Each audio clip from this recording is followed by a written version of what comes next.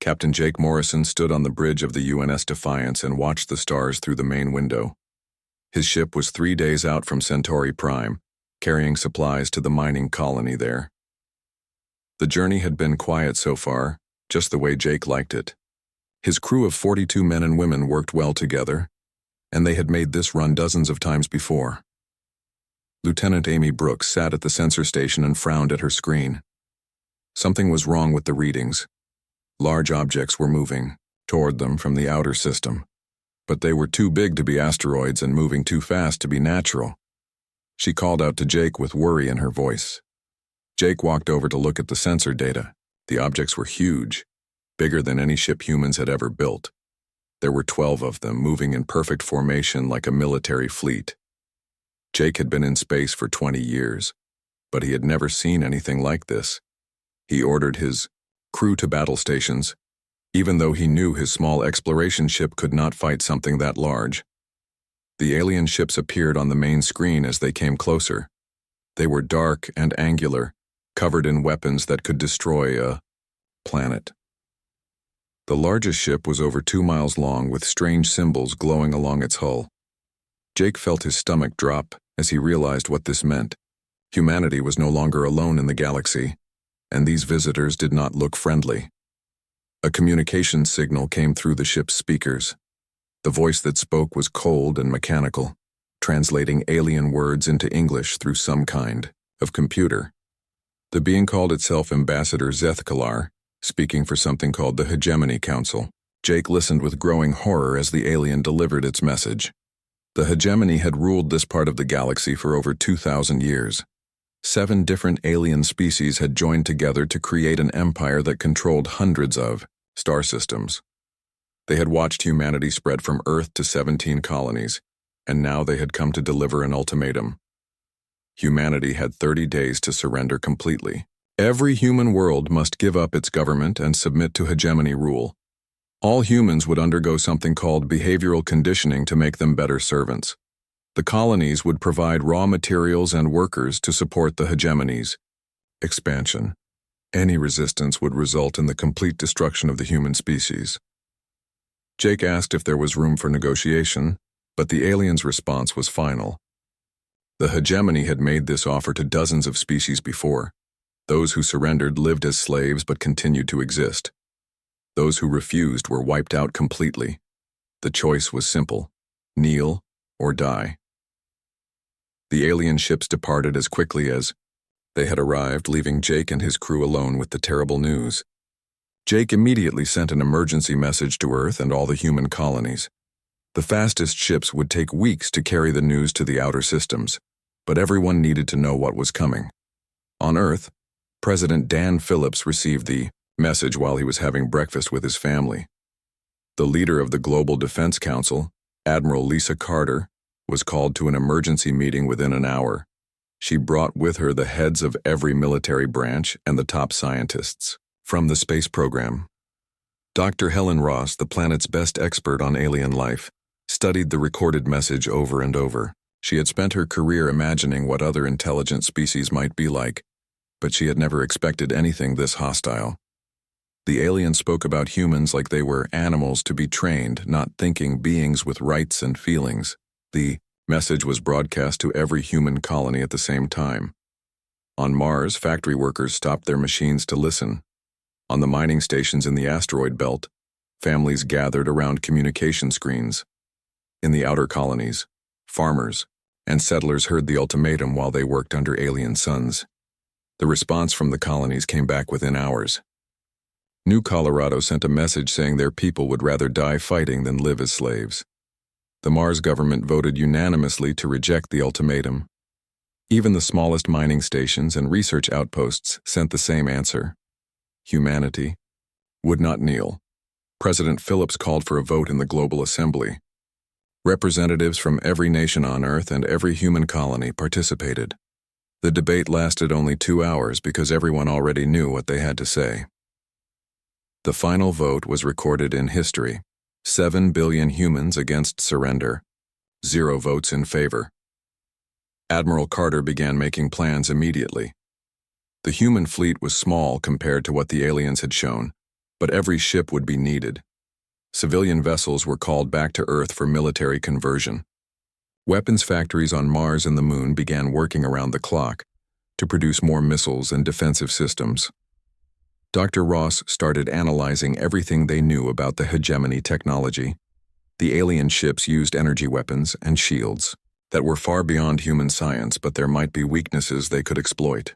Human computers were different from alien ones, and sometimes different approaches could find solutions that seemed impossible. Captain Morrison brought the Defiance back to Earth at maximum speed. He met with Admiral Carter and President Phillips to describe exactly what he had seen. The alien ships were powerful, but they seemed to rely on intimidation as much as weapons. They expected other species to surrender when faced with superior force. The 30-day countdown began. Across human space, people prepared for war in different ways. Some joined the military or volunteered for dangerous missions. Others worked in factories making weapons and supplies. Parents sent their children to safer worlds, while many young people refused to leave and demanded the right to fight. News of the ultimatum spread through human society like wildfire. On every world and every city, people gathered to discuss what was coming. Some were afraid, but most were angry. The aliens had made a mistake when they assumed humans would react like other species. They had never encountered a people who valued freedom more than life itself. As the first week passed, it became clear that humanity was united in a way it had never been before. Old conflicts between nations and colonies were set aside. Everyone worked together toward the same goal, preparing to show the hegemony that some species could not be conquered, no matter how powerful their enemies might be. The countdown continued as humanity prepared for the coming war. On Mars, Ryan Brooks worked 18-hour days in his weapons factory. His team stripped armor plating from mining equipment and welded it onto civilian ships. Cargo haulers became improvised warships, and passenger liners received missile launchers where their dining rooms used to be. Every vessel that could fly was being turned into something that could fight. Kate Sullivan led engineering teams in the asteroid belt, building new defensive platforms from scratch. They used mining explosives to create weapons and turned industrial equipment into shields. Her workers knew they were building humanity's last line of defense, and they labored without rest to give their species a fighting chance. Colonel Ben Hayes commanded the military forces on New Colorado, one of humanity's most important farming worlds. His job was to prepare the planet for invasion while keeping the food supply running. He organized civilian militias and taught farmers how to use military weapons.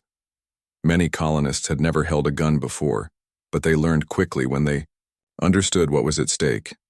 Commander Amy Clark worked to evacuate children and elderly people from the outer colonies. Her ships carried thousands of refugees to safer worlds closer to Earth, but many families refused to leave. Parents wanted to stay and fight for their homes, and even teenagers demanded the right to defend their planets. Dr. Paul Martinez made the first breakthrough in understanding alien technology. He discovered that hegemony computers worked very differently from human ones. The aliens used logical thinking patterns that could predict how most species would behave in battle. However, human decision-making was often emotional and unpredictable, which might confuse the alien systems. As the 20th day arrived, humanity received an unexpected test. A small hegemony force approached the remote mining station Epsilon 7 in the outer system. The station was home to only 40 people, mostly miners and their families. Commander Steve Johnson led the small security team that was supposed to protect the facility. The alien ships that approached Epsilon 7 were much smaller than the fleet that had delivered the ultimatum. 3 scout vessels, each about the size of a human destroyer, moved toward the mining station with obvious hostile intent. Commander Johnson received a message from the lead ship offering him one final chance to surrender. The alien commander explained that resistance was useless. The mining station had no real weapons and could not possibly damage military vessels. If the humans surrendered immediately, they would be taken prisoner and eventually relocated to serve the hegemony. If they chose to fight, they would all die for nothing. Johnson looked around at his small team and the civilian miners who had volunteered to help defend their home. He thought about his wife and daughter back on Earth, and about all the humans who would face this same choice in the coming days. His answer was broadcast on all frequencies so the entire galaxy could hear it. The humans of Epsilon 7 would not surrender. They would rather die fighting than live as slaves. If the hegemony wanted their mining station, they would have to take it by force and pay a price for every meter of ground. The battle began when the alien ships opened fire with energy weapons that cut through the station's outer hull like paper. Commander Johnson and his team responded with mining explosives and improvised weapons that had been prepared for this moment. They knew they could not win, but they intended to make the aliens remember this fight. The miners used their knowledge of the station's layout to set traps and ambushes. They collapsed tunnels to slow the alien boarding parties and used industrial equipment as weapons. When their ammunition ran out, they fought with tools and bare hands. Every room was defended to the last person. For 6 hours, 40 humans held off 3 ships full of professional alien soldiers. They destroyed one of the scout vessels using a mining laser that had been modified into a weapon. They damaged the second ship so badly that it had to retreat. The third ship finally captured the station, but only after killing every single defender. The news of Epsilon 7 reached Earth just as the 30-day deadline expired.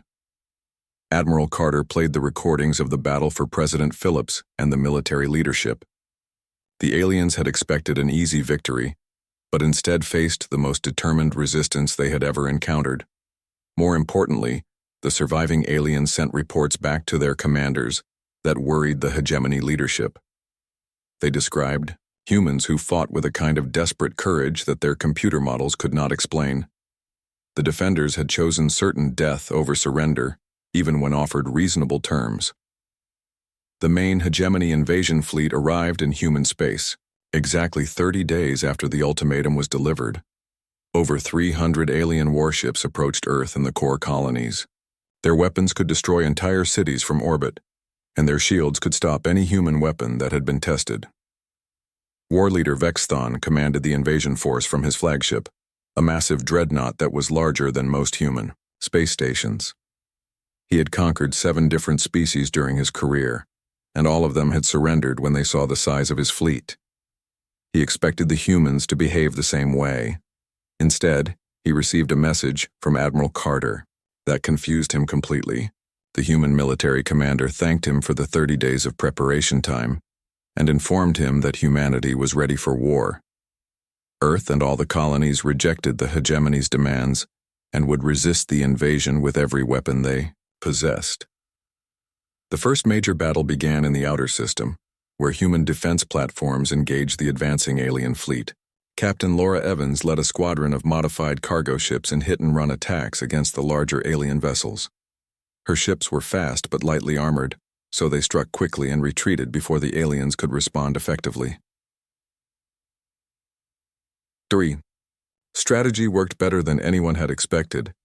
Human ships used unpredictable attack patterns that confused the alien targeting computers. Instead of fighting like a traditional military force, they behaved more like pirates or guerrilla fighters. They attacked weak points and supply lines rather than engaging in direct confrontations. On Earth, massive defensive preparations were underway. Colonel Matt Robinson commanded orbital weapons platforms that had been built in just 3 weeks. Major Sarah Thompson led ground forces that were ready to fight for every city and town.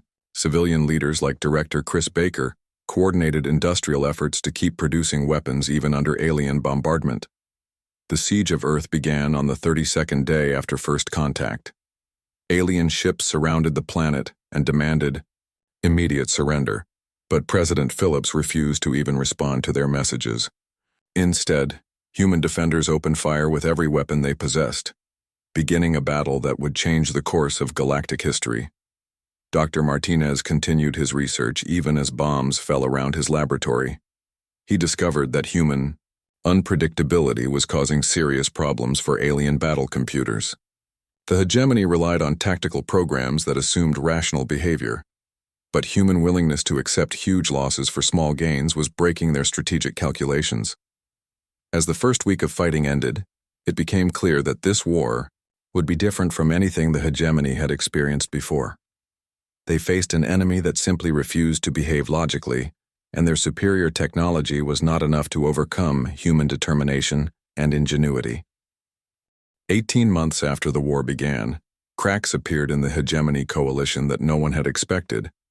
The victory at Kepler 442 had shaken alien confidence, but more importantly, it had proven that humans could win major battles against superior forces.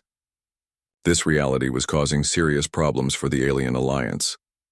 3 of the 7 hegemony species began questioning whether the war was worth its enormous cost. The Zephyrians had lost over half their fleet trying to capture human colonies that refused to stay conquered. The Corvan Empire was facing rebellion on their own worlds as their military resources were drained by the human conflict. The Nexari Collective had suffered casualties that would take decades to replace. Intelligence Officer Captain Tim Foster intercepted communications between hegemony leaders that revealed the depth of their crisis. The alien species were arguing among themselves about strategy, resources, and whether humans could ever be properly conquered. Some wanted to negotiate a settlement, while others demanded total war until humanity was extinct. War leader Vexthon faced the most difficult situation of his military career. His forces controlled parts of several human worlds, but they could not hold them without constant reinforcement. Human resistance movements appeared faster than they could be eliminated. Every victory cost more resources than the territory was worth.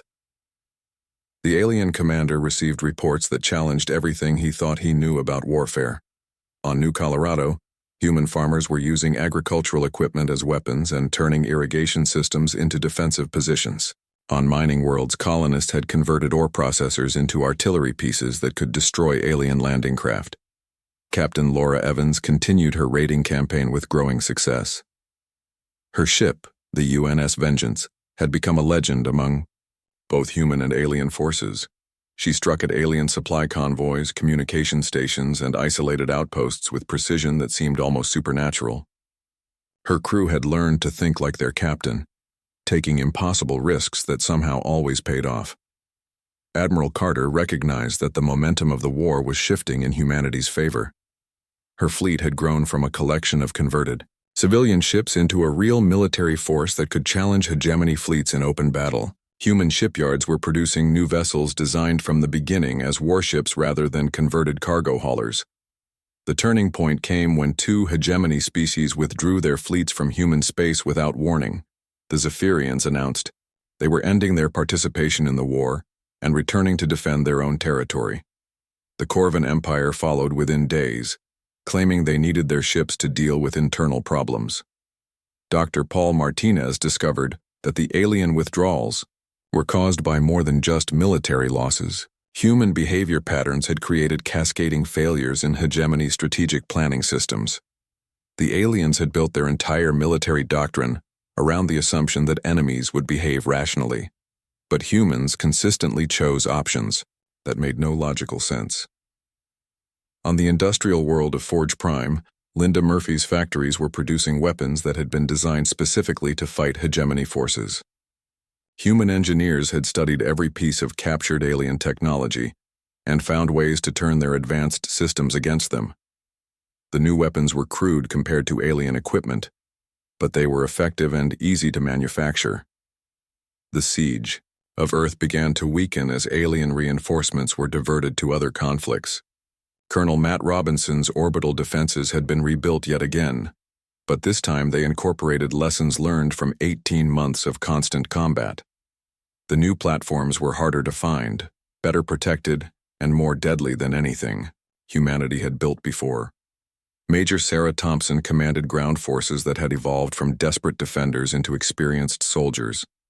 Her troops controlled most of Earth's major population centers and had learned to coordinate with orbital defenses and civilian resistance groups. The planet was no longer under siege, but had become a fortress that grew stronger every day.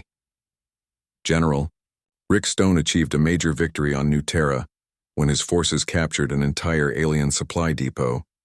The operation netted thousands of tons of equipment and weapons, but more importantly, it demonstrated that human forces could plan and execute complex military operations against prepared alien positions. The most significant development occurred when the hegemony species known as the Althari Dominion opened secret negotiations with human diplomats. Ambassador Claire Morrison led the human delegation in talks that could reshape the entire war. The Althari had decided that humans might make better allies than subjects. Captain Tim Foster's intelligence network discovered that the remaining hegemony species were struggling to maintain their offensive operations. Their casualty rates had exceeded all projections, and their homeworlds were demanding that resources be diverted from the human war to domestic needs. Dr. Helen Ross, working with captured alien prisoners, learned that the concept of fighting to the death was literally incomprehensible to most hegemony species. Their cultures had evolved around the idea that survival was more important than any principle. They could not understand why humans would choose extinction over slavery. The breakthrough in space combat came when human engineers developed new ship designs that took advantage of everything they had learned about alien weaknesses. The vessels were smaller and faster than hegemony ships, but they carried weapons that could penetrate alien defenses and shields that could deflect energy weapons. Lieutenant Commander Greg Walsh commanded one of the new ships in a battle that became known as the Miracle of Tau Ceti. His small squadron of 6 human vessels engaged and defeated a hegemony battle group of 15 ships. The victory was achieved through tactics that would have been suicide for any other species, but worked perfectly for humans willing to take desperate risks. Admiral Carter launched a series of coordinated offensives that pushed hegemony forces out of 3 star systems. Human fleets struck simultaneously at multiple targets, using their new weapons and tactics to achieve victories that seemed impossible just months before. The aliens found themselves retreating for the first time since the war began. On Havens, Rest teenager Jake Peterson led his youth resistance movement in an operation that liberated the planet's capital city. His fighters had grown from a small group of volunteers into a force of over 2,000 young people who specialized in urban warfare and sabotage operations. War leader Vexthon received orders from the Hegemony Council that reflected their growing desperation. He was authorized to use weapons that had been banned for centuries, but he was also warned that failure to achieve decisive results would result in his replacement. The alien leadership was running out of options and patience. The final crisis for the hegemony came when a 4th species announced its withdrawal from the coalition. The Thermal Syndicate declared that they were ending military operations against humanity and would seek a separate peace. Their departure left only 3 species committed to continuing the war. Captain Jake Morrison, now commanding a squadron of the new human warships, led an attack on a major hegemony base that had been considered impregnable. His forces used a combination of traditional tactics and human innovation to break through alien defenses and capture the facility intact. As the second year of the war began, it became clear that the hegemony was facing defeat despite their technological superiority. Human determination and adaptability had overcome alien advantages, and the tide of battle was turning decisively in favor of the species that had refused to kneel when offered the choice between slavery and extinction. 6 months into the war, the conflict had spread across all of human space. The hegemony had committed massive resources to what they thought would be a quick victory, but instead they found themselves fighting on dozens of worlds against an enemy that seemed to grow stronger with each battle. On New Terra, General Rick Stone led a resistance movement that had tied down an entire alien army corps for 3 months. His forces used tactics that the hegemony had never encountered before. When the aliens adapted to guerrilla warfare, the humans switched to conventional attacks. When the aliens prepared for conventional battles, the humans disappeared into the wilderness and struck at supply convoys. The alien commanders complained to their superiors that fighting humans was like trying to catch smoke with their bare hands. Every time they thought they understood human tactics, the defenders would completely change their approach. It was as if the humans were making up new ways to fight as the war continued. General Stone himself was a perfect example of human adaptability. He had been a desk officer before the war, responsible for logistics and supply management. When the invasion began, he volunteered for combat duty and discovered he had a natural talent for the kind of unpredictable thinking that frustrated alien strategic computers. In space, Admiral Carter commanded a fleet that had grown from converted civilian ships into a real fighting force.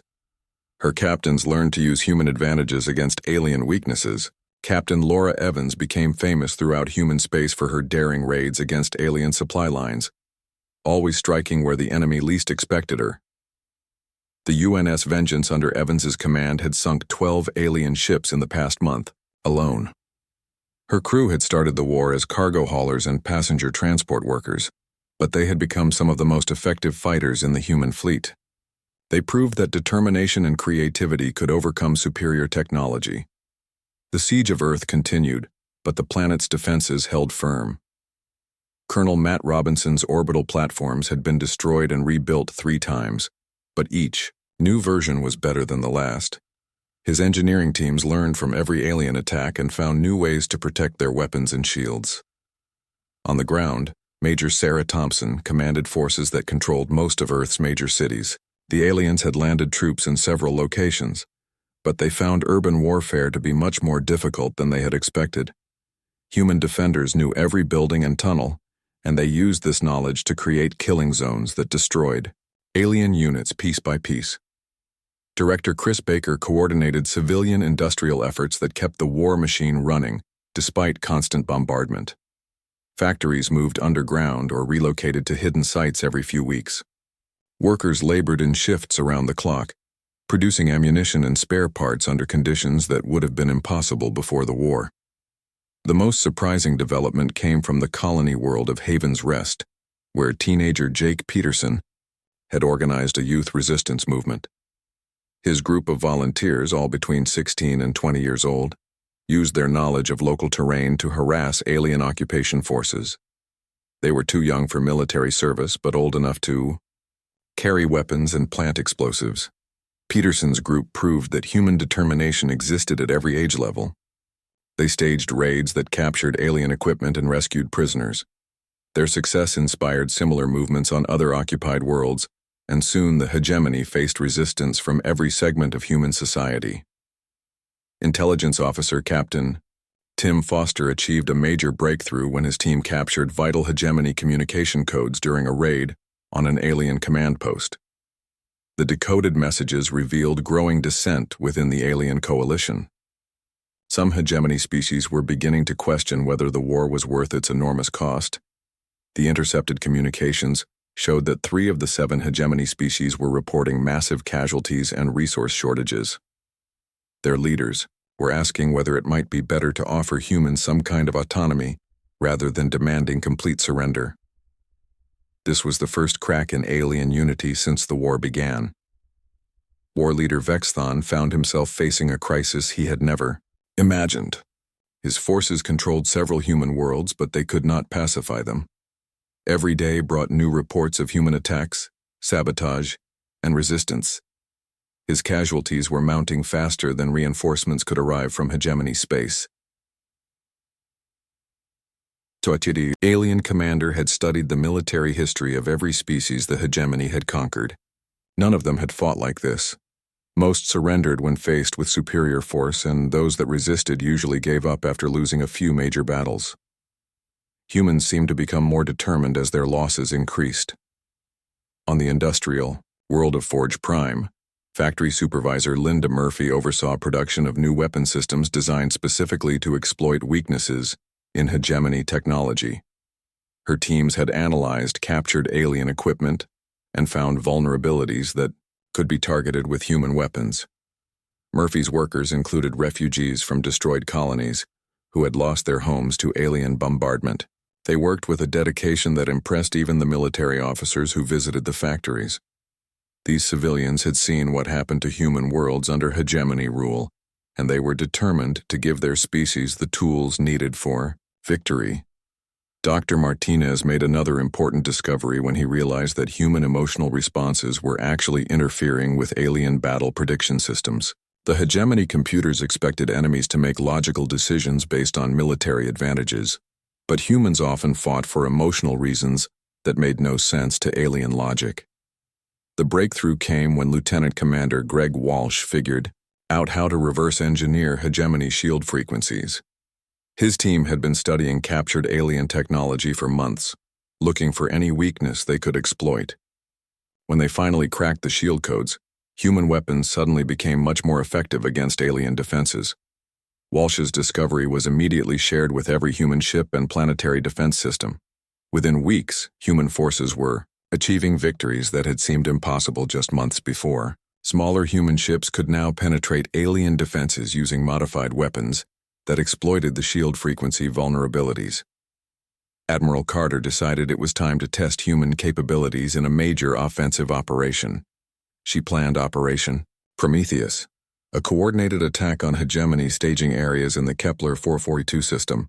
If successful, it would be the largest human victory of the war and might force the aliens to reconsider their invasion plans.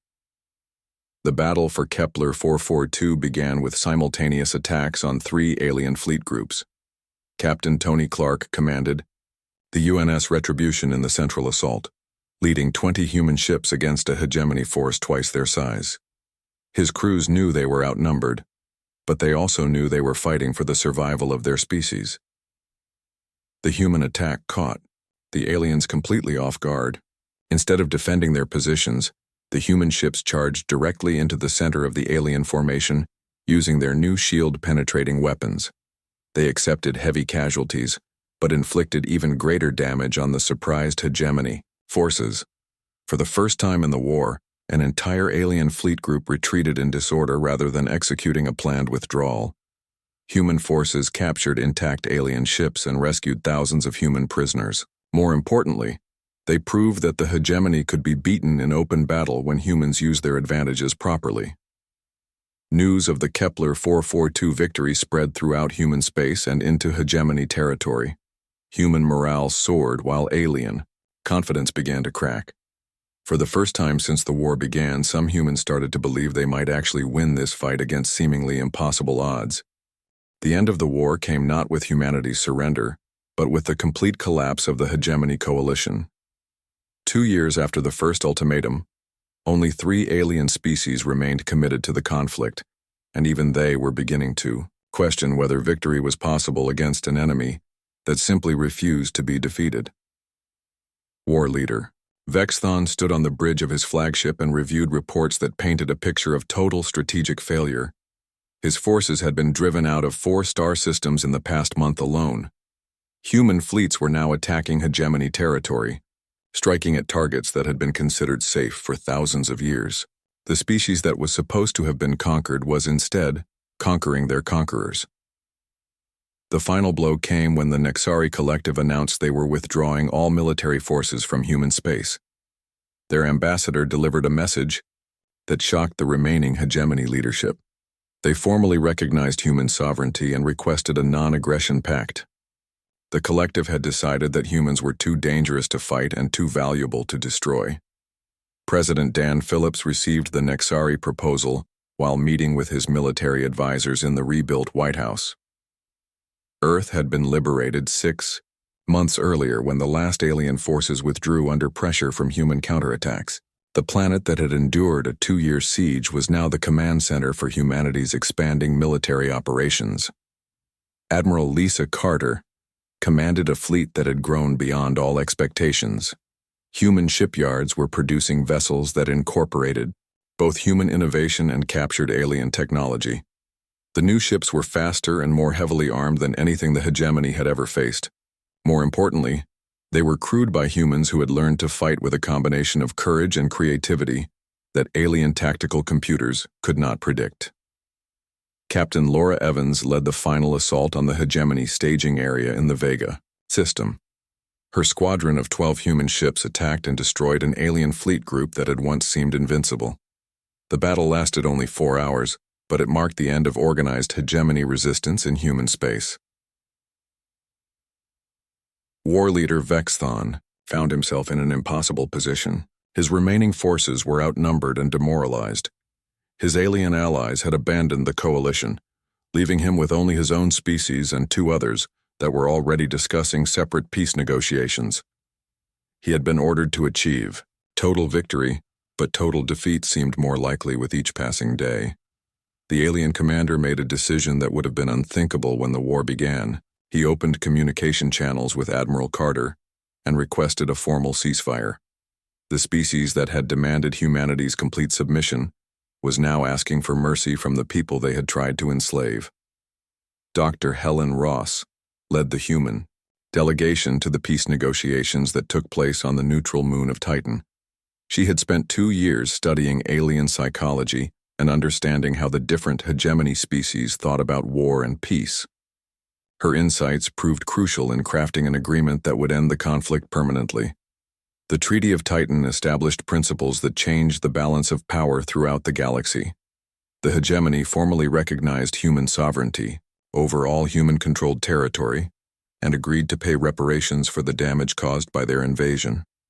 More significantly, they agreed to defend human colonies against any future alien threats. Ambassador Claire Morrison negotiated separate agreements with the former hegemony species that had withdrawn from the coalition. The Nexari Collective and the Althari Dominion both requested military alliances with humanity. They had witnessed something unprecedented in galactic history. A species that chose extinction over slavery and emerged victorious through sheer determination. Captain Jake Morrison, now commanding the exploration vessel UNS Indomitable, led humanity's first expedition beyond the former hegemony borders. His mission was to explore new star systems and ensure that no other species would face the choice between surrender and genocide. Humanity had learned that freedom was worth fighting for, and they intended to share that lesson with the galaxy. General Rick Stone became the first human military governor of a former hegemony world when the population of New Kepler requested human protection. The alien colonists had lived under hegemony rule for centuries, but they preferred human administration to the return of their former masters. They had seen how humans treated their own people and wanted to be part of a society that valued individual rights. The psychological impact of human victory spread throughout known space faster than the news of specific battles. Species that had never heard of Earth began asking questions about the people who had defeated the hegemony. Diplomatic missions arrived at human colonies requesting trade agreements, military alliances, and cultural exchanges.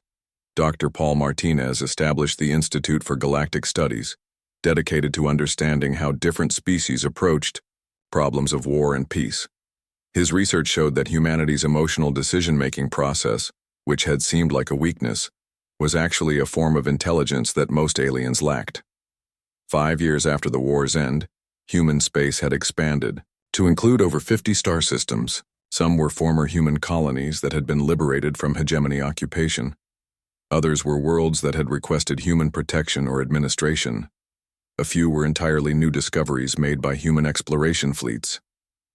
Captain Tim Foster commanded the intelligence service that monitored galactic affairs for signs of new threats. His networks extended throughout former hegemony space and beyond, gathering information about alien species that might pose future challenges to human security.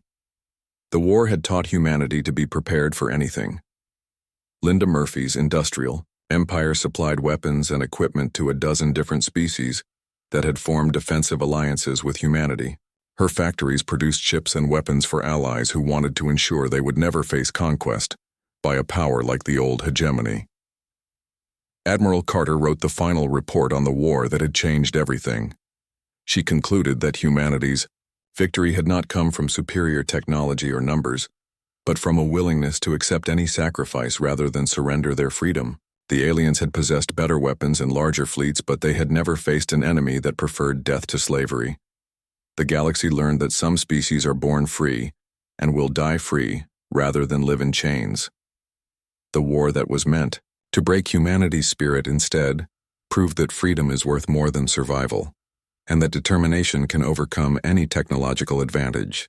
The hegemony had demanded that humanity kneel, but humanity had chosen to stand, and in standing had changed the course of galactic history forever.